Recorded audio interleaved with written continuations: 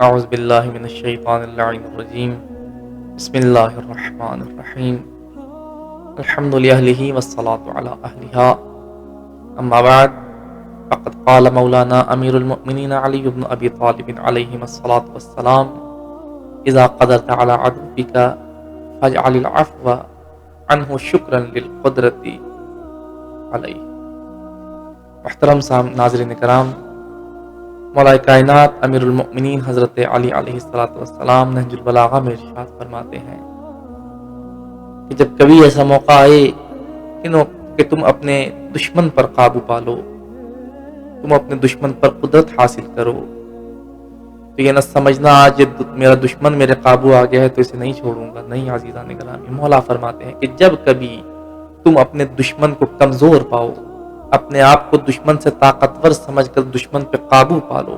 تو ایک کام کرنا، فاجعل العفو، تم اسے معاف کر دینا۔ مولا دشمن پہ قابو پانے کے بعد دشمن کو معاف کر دے۔ مولا فرماتے ہیں ہاں، تم دشمن پہ قابو پانے کے بعد دشمن کو یہ سمجھ کر معاف کر دینا کہ خدا نے مجھے جو یہ نعمت عطا کی ہے کہ آج میرا دشمن میرے سامنے زیر ہے اور میں اپنے دشمن پر قابو پا رہا ہوں، اس نعمت کا شکریہ بجا لانے کے لیے بطور شکر اپنے دشمن کو معاف کر دینا۔ مولا کتنا خوبصورت طریقہ بیان فرما رہے ہیں کہ وہ دشمن جس نے مجھ پر ظلم کیا ہے، وہ دشمن جس نے اپنے طاقتور ہوتے ہوئے میرے اوپر ستم ڈھائے ہیں، اگر کبھی ایسا موقع آتا ہے کہ میں اس سے طاقتور بن کر اس پر قابو پا لیتا ہوں، مولا فرماتے تم بھی اس کی طرح اس پہ ظلم نہ کرنا۔ اگرچہ انسان اپنے ظلم کا بدلہ لے سکتا ہے، مولا فرماتے تم بدلہ نہ لینا، بلکہ اپنے اس قدرت پانے کا شکر بجا لانے کے طور پہ اسے معاف کر دینا۔ تمہارا یہ معاف کرنا سبب بنے گا خدا تمہیں مزید طاقتور بنا دے گا،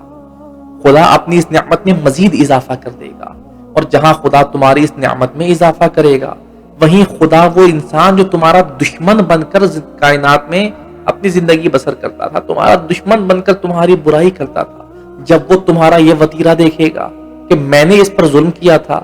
یہ آج مجھ پر ظلم نہیں کر رہا بلکہ مجھے معاف کر رہا ہے، تو وہ تمہارا گرویدہ ہو جائے گا، وہ تمہارا عاشق ہو جائے گا، وہ تم سے محبت کرنے لگے گا کہ اس نے مجھ پر ظلم کرنے کی قدرت رکھتے ہوئے بھی ظلم نہیں کیا، مجھ سے بدلہ نہیں لیا۔ ہمیں بھی چاہیے کہ مولا کے اس فرمان پر عمل کریں کہ اگر کبھی ایسا موقع آئے،